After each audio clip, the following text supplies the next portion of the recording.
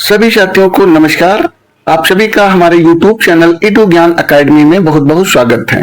साथियों, इकाई 7 से जो सीरीज चलाई जा रही है इंपॉर्टेंट प्रश्न और उत्तर की, तो उससे रिलेटेड आज का टॉपिक है प्रधानाध्यापक, नेतृत्वकर्ता और निर्देशन।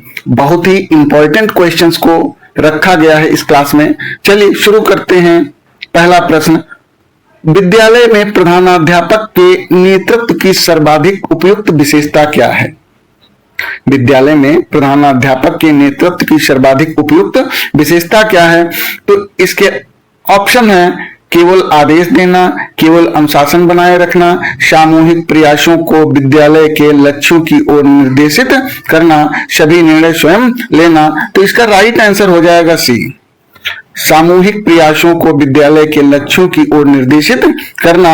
यह जो है इसका राइट आंसर है, क्योंकि प्रभावी नेतृत्व का उद्देश्य केवल आदेश देना नहीं होता है, बल्कि शिक्षकों, विद्यालय, विद्यार्थियों और अन्य हितधारकों के प्रयासों को साझा शैक्षिक लक्ष्यों की ओर ले जाना होता है। तो सी ऑप्शन करेक्ट हो जाएगा। क्वेश्चन नंबर 2 पर आते हैं। प्रधानाध्यापक को प्रभावी नेता बनाने वाला सबसे महत्वपूर्ण तत्व कौन सा है? पद की शक्ति, व्यक्तिगत प्रभाव एवं विश्वसनीयता, कठोरता, प्रशासनिक अधिकार। तो इसका राइट आंसर हो जाएगा व्यक्तिगत प्रभाव एवं विश्वसनीयता। व्यक्तिगत प्रभाव एवं विश्वसनीयता इसका राइट आंसर हो जाएगा, क्योंकि पद से औपचारिक अधिकार प्राप्त होते हैं, लेकिन प्रभावी नेतृत्व के लिए विश्वास, निष्पक्षता, योग्यता और व्यक्तिगत प्रभाव अधिक महत्वपूर्ण होते हैं। बी इसका करेक्ट आंसर हो जाएगा। क्वेश्चन नंबर 3 पर आते हैं। निर्देशन का मूल उद्देश्य क्या है?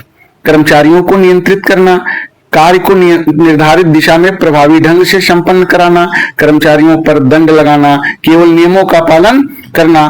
तो इसका राइट आंसर हो जाएगा कार्य को निर्धारित दिशा में प्रभावी ढंग से संपन्न कराना।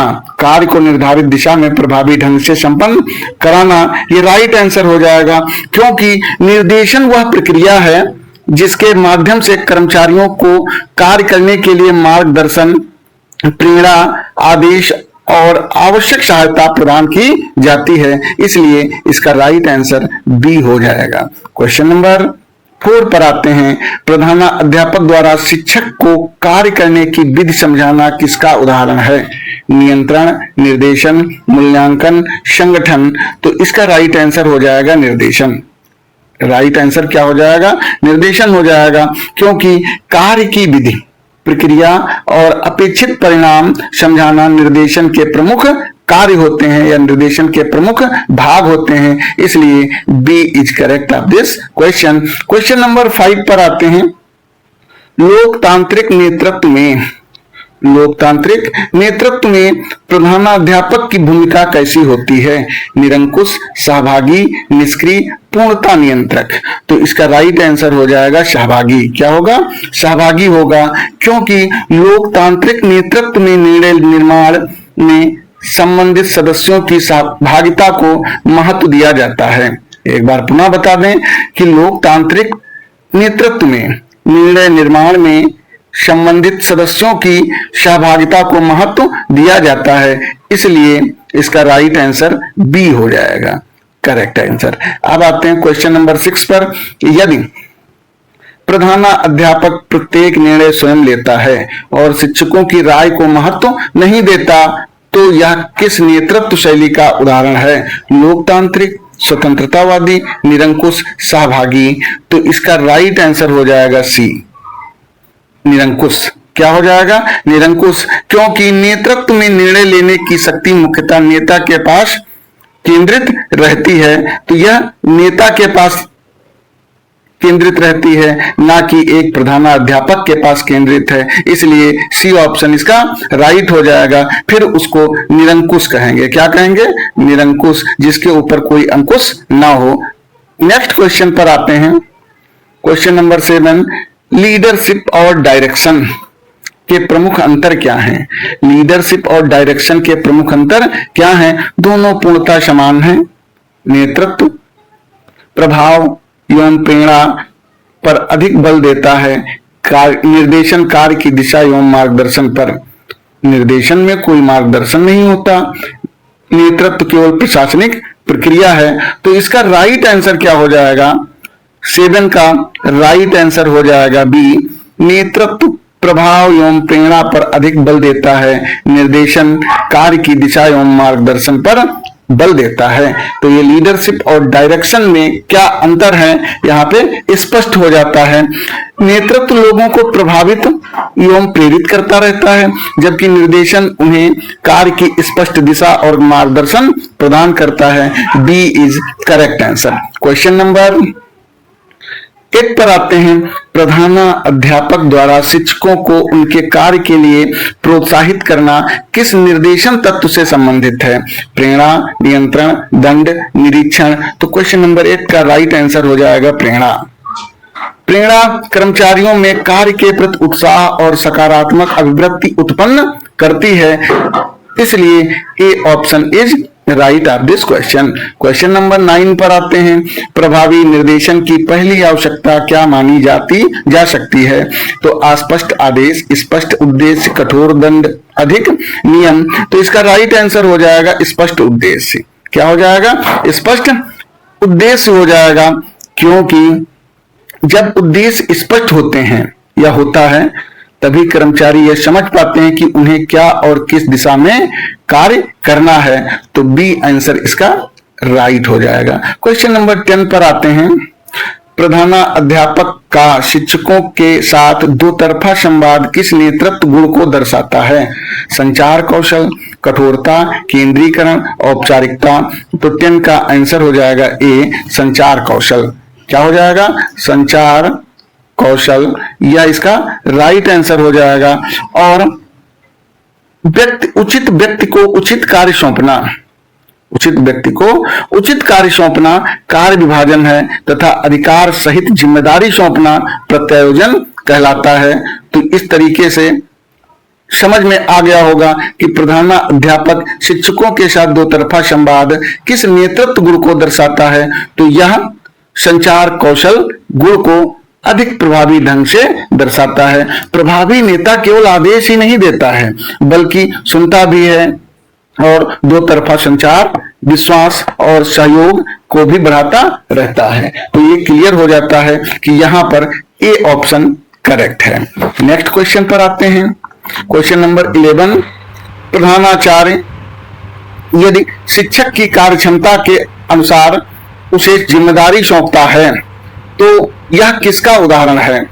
अधिकारों का केंद्रीकरण है, कार्य विभाजन एवं प्रत्यायोजन है, दंडात्मक प्रशासन है, या प्रत्यक्ष नियंत्रण है। तो इसका राइट आंसर हो जाएगा बी, कार्य विभाजन एवं प्रत्यायोजन। उचित व्यक्ति को उचित कार्य सौंपना कार्य विभाजन होता है, और उनके तथा अधिकार सहित जिम्मेदारी सौंपना प्रत्यायोजन कहलाता है। यह जो है प्रधानाचार्य के चैप्टर का बहुत ही इंपॉर्टेंट क्वेश्चन भी रहेगा, और ये क्वेश्चन भी अत्यंत महत्वपूर्ण है। क्वेश्चन नंबर 12 पर आते हैं। नेतृत्व में प्रत्यायोजन का सबसे महत्वपूर्ण लाभ क्या है? नियोजन या नेतृत्व में प्रत्यायोजन का सबसे महत्वपूर्ण लाभ क्या है? तो आंसर हो जाएगा इसका, ऑप्शन देखते हैं। प्रधानाध्यापक का कार्यभार बढ़ना, निर्णय प्रक्रिया पूरी तरह केंद्रित होना, अधीनस्थों में जिम्मेदारी एवं पहल की भावना विकसित होना, संचार समाप्त होना। तो इसका राइट आंसर हो जाएगा अधीनस्थों में जिम्मेदारी की पहल की भावना विकसित करना। यह जो है प्रत्यायोजन का सबसे महत्वपूर्ण लाभ होता है। प्रत्यायोजन से कर्मचारियों को जिम्मेदारी मिलती है और उनमें आत्मविश्वास, पहल तथा नेतृत्व क्षमता विकसित होती है। क्वेश्चन नंबर 13 पर आते हैं। विद्यालय में प्रभावी नेतृत्व का सर्वोच्च संकेतक क्या है? प्रधानाध्यापक से सभी का भय, केवल नियमों का कठोर पालन, विद्यालय के उद्देश्यों की सामूहिक उपलब्धि, प्रधानाध्यापक के आदेशों की संख्या। तो 13 का राइट आंसर हो जाएगा विद्यालय के उद्देश्यों के सामूहिक उपलब्धि। विद्यालय के उद्देश्यों की सामूहिक उपलब्धि, यह इसका राइट आंसर हो जाएगा, क्योंकि नेतृत्व की सफलता का मूल्यांकन इस आधार पर होना चाहिए कि विद्यालय अपने शैक्षिक उद्देश्यों को कितनी प्रभावशीलता से प्राप्त कर रहा है। क्वेश्चन नंबर 14 पर आते हैं। प्रधानाध्यापक द्वारा शिक्षक के अच्छे कार्य की सार्वजनिक प्रशंसा किसका उदाहरण है? नकारात्मक नियंत्रण का, सकारात्मक प्रेरणा का, औपचारिक दंड का या केंद्रीकरण का? तो इसका राइट आंसर हो जाएगा सकारात्मक प्रेरणा का। प्रशंसा एवं मान्यता ये सकारात्मक प्रेरणा के प्रभावी साधन माने जाते हैं, इसलिए यहाँ पे बी राइट आंसर हो जाएगा। क्वेश्चन नंबर 15 पर आते हैं। यदि प्रधानाध्यापक शिक्षकों को अपने कार्य करने की पर्याप्त स्वतंत्रता देता है तो यह किस नेतृत्व शैली के निकट है? निरंकुश, लोकतांत्रिक, स्वतंत्रतावादी, नौकरशाही? तो इसका राइट आंसर हो जाएगा स्वतंत्रतावादी। स्वतंत्रतावादी या नेतृत्व में स्वतंत्रतावादी या नेतृत्व में अधीनस्थों को निर्णय एवं कार्य करने की अपेक्षाकृत अधिक स्वतंत्रता दी जाती है। लोकतांत्रिक भी यहाँ पे सटीक हो सकता था, लेकिन ये जो है स्वतंत्रता जो शब्द यहाँ पे आया है उससे इसको मैच करा देंगे, तो सी ऑप्शन राइट हो जाएगा। नेक्स्ट है, निर्देशन में आदेश प्रभावी कब माना जाएगा? इंपॉर्टेंट क्वेश्चन है ये। जब वह स्पष्ट हो, जब केवल मौखिक धमकी हो, जब वह स्पष्ट व्यवहारिक एवं उद्देश्यपूर्ण हो, जब उसमें दंड की चेतावनी हो। तो 16 का राइट आंसर हो जाएगा जब वह स्पष्ट, व्यवहारिक और उद्देश्यपूर्ण हो, अर्थात सी ऑप्शन इसका राइट हो जाएगा। प्रभावी आदेश संक्षिप्त, कार्यान्वित, करने योग्य और संगठन के उद्देश्यों के अनुरूप होना चाहिए, इसलिए C is the correct of this question. Question number 17 पर आते हैं। प्रधानाध्यापक का नेतृत्व विद्यालय में किस प्रकार के वातावरण के निर्माण में सर्वाधिक सहायक होना चाहिए? भयपूर्ण, प्रतिस्पर्धात्मक एवं तनावपूर्ण, सहयोगात्मक एवं विकासोन्मुख, पूर्णता नियंत्रित? तो 17 का राइट आंसर हो जाएगा सहयोगात्मक एवं विकासोन्मुख। विद्यालय में सहयोग, विश्वास, नवाचार और निरंतर सुधार का वातावरण प्रभावी नेतृत्व की पहचान है, सी इसलिए करेक्ट ऑप्शन हो जाता है। क्वेश्चन नंबर 18 पर आते हैं। नेता लोगों के साथ लेकर चलता है, नेता लोगों को साथ लेकर चलता है जबकि प्रशासक केवल नियम लागू करता है। इस कथन का आशय क्या है? प्रशासन अनावश्यक है, नेतृत्व में मानवीय संबंध एवं प्रभाव का महत्व अधिक है, नेतृत्व में नियमों का कोई महत्व नहीं है, प्रशासन और नेतृत्व विरोधी हैं। तो इसका राइट आंसर हो जाएगा नेतृत्व में मानवीय संबंध एवं प्रभाव का अधिक महत्व है या महत्व अधिक है, यह इसका राइट आंसर हो जाएगा, क्योंकि प्रभावी प्रधानाध्यापक में नेतृत्व और प्रशासन दोनों का संतुलन समन्वय आवश्यक होता है। B is correct option of this question. Question number 19 पर आते हैं। प्रधानाध्यापक द्वारा शिक्षक की समस्या ध्यानपूर्वक सुनना किस नेतृत्व गुण का संकेत है? सहानुभूति, केंद्रीकरण, नियंत्रण या दंड? तो इसका राइट आंसर हो जाएगा सहानुभूति, अर्थात यहां पे सहानुभूति नेता को कर्मचारियों की परिस्थितियों और समस्याओं को समझने में सहायता करती रहती है, इसलिए यहां पर ए ऑप्शन राइट हो जाएगा। क्वेश्चन नंबर 20 पर आते हैं। निर्देशन प्रक्रिया में अनुवर्तन फॉलो अप का उद्देश्य क्या है? केवल दंड देना, यह जानना कि दिए गए निर्देशों के कार्य अनुसार कार्य हुआ या नहीं, आदेश समाप्त करना, कर्मचारी को हटाना? तो 20 का राइट आंसर हो जाएगा यह जानना कि दिए गए निर्देश के अनुसार कार्य हुआ या नहीं हुआ, अर्थात बी ऑप्शन करेक्ट हो जाएगा, क्योंकि अनुवर्तन से यह पता चलता है कि निर्देशों का क्रियान्वयन किस सीमा तक हुआ और कहां सुधार की और आवश्यकता है, इसलिए B is right option. Question number 21 पर आते हैं। एक प्रधानाध्यापक शिक्षकों को लक्ष्य प्राप्त निर्धारित करने, समस्याएं पहचानने और समाधान खोजने में शामिल करता है। यह किस नेतृत्व शैली को दर्शाता है? तो 21 का राइट आंसर हो जाएगा सहभागी, क्योंकि निरंकुश हो ही नहीं सकता, निष्क्रिय और दमनकारी भी नहीं हो सकता है, तो बी ऑप्शन इसका राइट हो जाएगा सहभागी। निर्णय एवं समस्या समाधान में सहभागिता लोकतांत्रिक सहभागी नेतृत्व की प्रमुख विशेषता है। क्वेश्चन नंबर 22 पर आते हैं। प्रधानाध्यापक के नेतृत्व में दृष्टिकोण या विजन का क्या महत्व है? केवल भविष्य की कल्पना करना, विद्यालय के लिए वांछित भविष्य की स्पष्ट दिशा प्रदान करना, नियमों को समाप्त करना, शिक्षकों की स्वतंत्रता समाप्त करना। तो 22 का राइट आंसर हो जाएगा विद्यालय के लिए वांछित भविष्य की स्पष्ट दिशा प्रदान करना, अर्थात B is correct option. B क्या हो जाएगा? राइट ऑप्शन हो जाएगा, बी राइट हो जाएगा। क्वेश्चन नंबर 223 है। प्रधानाध्यापक द्वारा शिक्षक के प्रदर्शन में कमी मिलने पर सीधे दंड के बजाय कारण जानकर सुधार का अवसर देना किस दृष्टिकोण को दर्शाता है? विकासात्मक नेतृत्व, निरंकुश नेतृत्व, दंडात्मक नेतृत्व और निष्क्रिय नेतृत्व। तो इसका राइट आंसर हो जाएगा विकासात्मक नेतृत्व, क्योंकि विकासात्मक नेतृत्व समस्या के मूल कारण को समझकर कर्मचारी के सुधार और क्षमता विकास पर बल देता है, इसलिए ए ऑप्शन करेक्ट हो जाएगा। क्वेश्चन नंबर 24 पर आते हैं। विद्यालय में नेतृत्व की प्रभावशीलता सबसे अधिक किससे प्रभावित होती है? केवल प्रधानाध्यापक की आयु, केवल पद की वरिष्ठता, परिस्थितियों, अनुयायियों और कार्य की प्रकृति, केवल विद्यालय का आकार। तो इसका राइट आंसर हो जाएगा परिस्थिति, अनुयायियों और कार्य की प्रकृति। यह इसका राइट आंसर हो जाएगा। और आधुनिक नेतृत्व दृष्टिकोण के अनुसार प्रभावी नेतृत्व परिस्थिति, कार्य और अनुयायियों की आवश्यकताओं के अनुरूप बदलता रहता है, इसलिए सी ऑप्शन यहाँ पे राइट हो जाएगा। क्वेश्चन नंबर 25 पर आते हैं। प्रधानाध्यापक द्वारा शिक्षकों को आवश्यक संसाधन उपलब्ध कराकर कार्य के लिए प्रेरित करना किसका संयुक्त उदाहरण है? तो 25 का राइट आंसर हो जाएगा ए निर्देशन और नेतृत्व। केवल नियंत्रण गलत है, निरीक्षण भी गलत है, केवल मूल्यांकन भी गलत है। निर्देशन और नेतृत्व इसका राइट आंसर हो जाएगा, क्योंकि संसाधन उपलब्ध कराना निर्देशन का हिस्सा है, जबकि प्रेरित करके लक्ष्य की ओर ले जाना नेतृत्व का प्रमुख घटक होता है या पक्ष होता है, इसलिए ए ऑप्शन इसका राइट हो जाएगा। क्वेश्चन नंबर 26 पर आते हैं।